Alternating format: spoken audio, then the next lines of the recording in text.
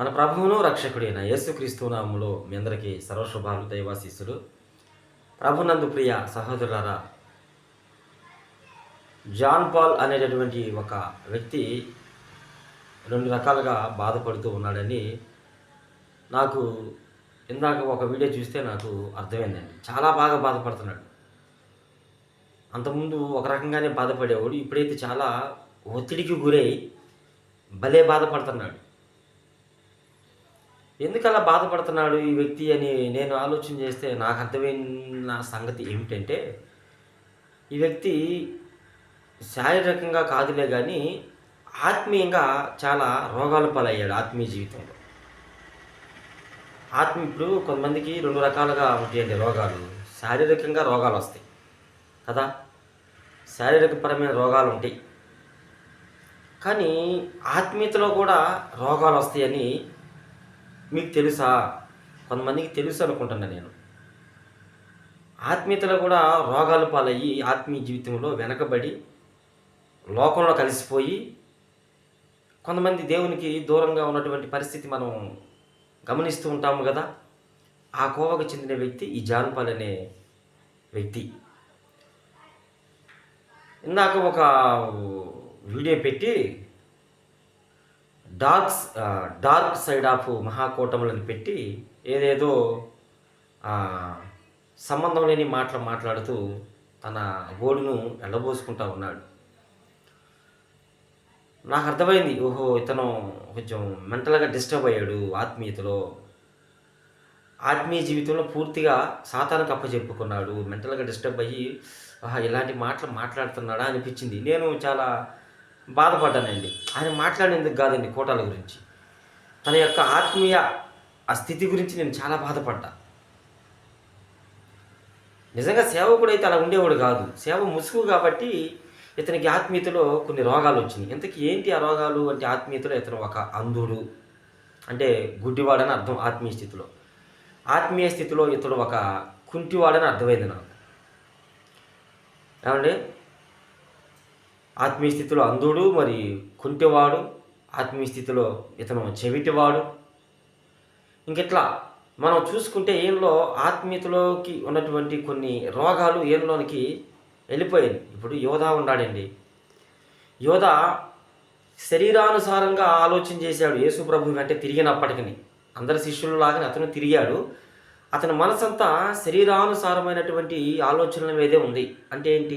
డబ్బు మీదే ఉంది, డబ్బు సంచి మీదే ఉంది. యోధాకి అర్థం కాల.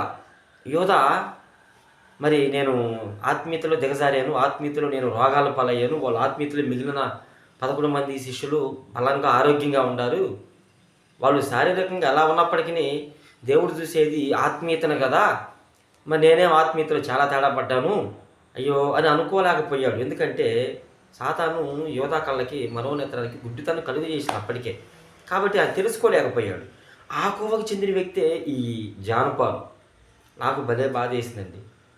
నేను ప్రార్థన కూడా చేశాను ఈ వ్యక్తి కోసం. యేసయ్యా, మరి ఇతను సేవ అని తిరుగుతున్నాడు, సేవకుడు అని చెప్పుకుంటున్నాడు, మరి ఆత్మీయతలో ఇతను చాలా రోగాల పాలయ్యాడు, మరి వాడబడుతున్న సేవకులు ఎంతోమంది మీటింగ్లు పెడతా ఉంటే ప్రతి ఒక్క మీటింగ్ని ఇతను వ్యతిరేకిస్తున్నాడు, విమర్శిస్తున్నాడు. నిజంగా ఆత్మీయతలో ఆరోగ్యంగా బలంగా ఉంటే ఇలాంటి మాటలు మాట్లాడారు కదా, మరి వ్యక్తి గురించి కొంచెం జ్ఞాపకం చేసుకో యేసయ్యా అని నేను ప్రార్థన చేశానండి. ఇప్పుడు మీకు కూడా కొంచెం తెలియజేద్దాం, ఈ వ్యక్తి గురించి ప్రార్థన చేస్తారని నేను తెలియజేస్తున్నాను సుమా. సరే, ఈ వ్యక్తి చాలా మాట్లాడాడు డార్క్ సైడ్ ఆఫ్ మహాకూటములని. అక్కడ ఏమి లేదు, అక్కడ వాక్యం లేదు, ఏమి లేదు. ఆయన తనకి ఎంతమంది జనం ఉన్నారని చెప్పేసి రాజకీయ నాయకులకి తెలియజేసుకోవాలనే ఉద్దేశంతో కోటాలు పెట్టాడు ఆయన. అక్కడ ఏమి లేదు. చూసిన వాళ్ళు ఒక వ్యక్తి నాకు ఫోన్ చేసి చెప్తున్నాడు, అక్కడ వాక్యం లేదు, ఏమి లేదన్న, ఏదేదో చెబుతున్నాడు ఆయన అని చెప్పేసి చెబుతా ఉన్నాడు.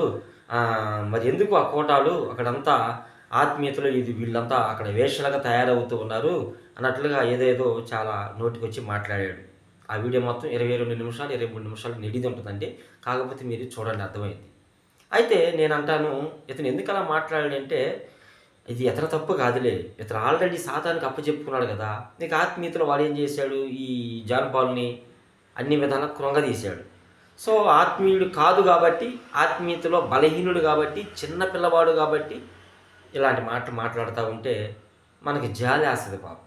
జాలేస్తుంది. సంబంధం లేని మాటలు కదండి, జాలేస్తుంది. అయితే నేను చెప్తున్నాను, ఈ ఆత్మీయ రోగి అయిన జాన్ పాల్‌కి చెప్తున్నాను. ఎందుకంటే ఈ ఆత్మీయ రోగిని, ఆత్మీయతలో రోగాల పాలైన ఈ వ్యక్తికి కొంతమంది సపోర్ట్స్ ఉంటారుగా, కామెంట్ పెట్టేవాళ్ళు, పనికిమాలిన కామెంట్లు. వాళ్ళ అవసరమైతే ఎట్లేదన్నా గానీ ఈ వీడియోని అతని దాకా చేరవేస్తారని నాకు ప్రగాఢ నమ్మకం ఉంది. అయితే నేనంటాను, మీటింగుల గురించి విమర్శిస్తున్నావు. మీటింగుల విషయంలో చక్కగా అక్కడ మరి 10,150 నాకు తెలిసి 10,150కి పైచిలుకు, ఇంచుమించు 1100కి రీచ్ ఆత్మలో రక్షణలోనికి రావడం అనేది మామూలు విషయమా? ఓ ఆత్మీయ రోగి, ఓ ఆత్మీయతలో రోగాల పాలైన జాన్ పాలు, అది అంత సామాన్యమైన విషయమా? నువ్వు అన్నావు కదా, డార్క్ సైడ్ ఆఫ్ మహాకూటలని, చీకటి కోణంలో జరిగిన మహాకూటలని. నేను చెప్పేది వింటావా? 1100 మంది ఆత్మలో చీకటిలో నుండి వెలుగులోకి వచ్చారు. నువ్వేం పెట్టాలంటే తమ్నేలు, నువ్వు ఎటు కూడా ఆత్మీయతలో రోగాల పాలయ్యావు. ఆత్మీయతలో కొంచెం ఆరోగ్యంగా ఉన్న వాళ్ళ దగ్గరికి వెళ్ళి నేను ఇట్లా చేద్దాం అనుకుంటున్నాను ఈ వీడియో అంటే వాళ్ళు చక్కగా మంచి తమ్నేలు చెప్పేవాడిని. అర్థమవుతుందా? వెలుగులోనికి, వెలుగులో జరిగిన ఆత్మీయ మహాకూటాలు అని పెట్టాలి. చీకటిలో ఉన్న వ్యక్తులు వెలుగులోకి వచ్చినటువంటి ఆత్మీయ కూటాలు బాగా జరిగినాయి అని నువ్వు తమ్నేలు పెట్టుకోవాలి. నువ్వు పెట్టిన దానికి మరి అక్కడ ఆత్మలు వచ్చిన దానికి సంబంధం లేదు. ఒకటి, ఇంచుమించు 1100 మందికి ఆత్మలు వచ్చినాయి. అది సామాన్యమైన విషయమా? నీ ముఖానికి ఎప్పుడన్నా అలా చేసినటువంటి దాఖలాలు ఉన్నాయా? లేవు. మరి ఇతరులు పెడుతున్నారు కదా, నయానో భయానో ఏదో ఒకటి వాళ్ళకి సువార్త అందించి కొద్ది గొప్ప మరి అంతమందిని నడిపిస్తున్నాడు కదా, సంతోషపడాలి కదా. ఓహో, నువ్వు ఆత్మీయతలో సరిగా లేవు కదా, నీకు అర్థం కాదులే చెప్పిన. రెండవదిగా మరి ఇంచుమించు 1400 మంది ఎట్టుకుంటా, 14 మంది మరి సేవకు సిద్ధపడ్డారు. ఈయన బలవంతంగా తీసుకొచ్చి నేను మిమ్మల్ని సేవకు సిద్ధపరుస్తాను రా అని ఒక్కొక్కడి మీద నోరు బొయ్యలా. వాళ్ళకై వాళ్ళు ఈయన బోధ విని వాళ్ళు పురుకొల్పబడి, రేపబడి ఆయా జిల్లాల్లో నుంచి వచ్చి, తెలంగాణ నుంచి కూడా వచ్చి, మీతో పాటు మేము కలుస్తామన్నా, మాకు సేవలో మేము మీతో పాటు పాలుభాగస్తులు అవుతామన్నా అంటే వాళ్ళు కొన్నిసార్లు బైబిల్ చదివి కొన్ని సిద్ధాంతాలు నేర్చుకొని మరి అన్ని విషయాల్లో వాళ్ళు ఎదుగుదల చూసినప్పుడు కొంతమందిని దేవుడు ఎన్నుకుంటే వారి మీద సేవకులు తైలం పోసి ఇక నుంచి వీరు కూడా నాతో పాటు సహభాగస్తులు, వీరు కూడా సేవకులని మరి మీటింగుల్లో అంత ఆశ్చర్యంగా జరిగితే అది నీకు తక్కువ అనిపించిందా? ఓ ఆత్మీయ రోగి, నీకేమర్థమైందిలే, నువ్వు ఆత్మీయతలో పిల్లోడివి, ఆత్మీయతలో రోగాలు పాలయ్యావుగా, నీకు అర్థం కాదులే. 2, మూడవదిగా కొన్ని మంచి పాటలు, ఆత్మ సంబంధమైన పాటలు వచ్చినాయి. మరి ఆ 6 పాటల నుంచి ఎంతమంది కృంగిన వారు లేవనెత్తబడి ఆత్మీయతలో స్థిరపడ్డారు? ఓ ఆత్మీయ రోగి, నీకు అర్థం కాదులే. ఇట్లా చెప్పుకుంటూ పోతే చాలా ఆత్మ సంబంధమైన విషయాలు ఆ మహాకూటాల్లో జరిగినాయి. కాబట్టి ముందు నువ్వు విమర్శించాలి అంటే నువ్వు ఆత్మీయతలో సరిగ్గా ఉండు, ఆత్మీయతలో నువ్వు బలంగా ఉండి ఎదుటోడిని విమర్శించడానికి ప్రయత్నం చేయి. నువ్వే ఆత్మీయతలో పిల్లతనంగా, డొల్లతనంగా ఉండి, ఆత్మీయతలో అంధత్వం కలిగి ఉండి, కుంటోడిగా ఉండి, చెవిటోడిగా ఉండి, గుడ్డోడిగా ఉండి, ఎలా పడితే అలా ఉండి నువ్వు విమర్శించాలంటే ఎవరు తీసుకుంటారు నీ మాటలు? ఇంకా నిన్ను బట్టి జాలేసిద్ది కానీ చూసే వాళ్ళకి. అర్థమవుతుందా? నీ మీద ఇంకా జాలేసిద్ది కానీ మరొకటి అయితే కలగదని నేను అనుకుంటున్నా. కాబట్టి ప్రభునందు ప్రియ సహోదరులరా, ఇతనికి ఏమో కావాలంటే మీటింగుల్లో, మరి ఏం కావాలో నాకు అర్థం కాల. అక్కడ ఆయన ఏ రాజకీయ బలం చూపించుకున్నాడో నాకు అర్థం కాల. అంటున్నాడు రాజకీయ బలం కోసమే ఆయన అట్లా మీటింగులు పెట్టాడని. మరి అక్కడ ఆత్మీయంగా వేష సాంగత్యం ఎక్కడ జరిగిందో నాకు అర్థం కాల. మరి ఇంకా వేషలో త్రాగుబోతులు, చీకట్లో ఉన్న వాళ్ళు రక్షణకు వచ్చినట్టే కనపడింది కానీ నాకు మీటింగుల్లో. మరి ఈ ఆత్మీయ రోగి చెప్పినట్లుగా నాకు అక్కడ ఏం కనపడాల మీటింగుల్లో. కాబట్టి ఇతని కోసం ప్రార్థించేద్దాం మనందరం కూడా. ఈ ఆత్మీయ రోగి ఆత్మీయతలో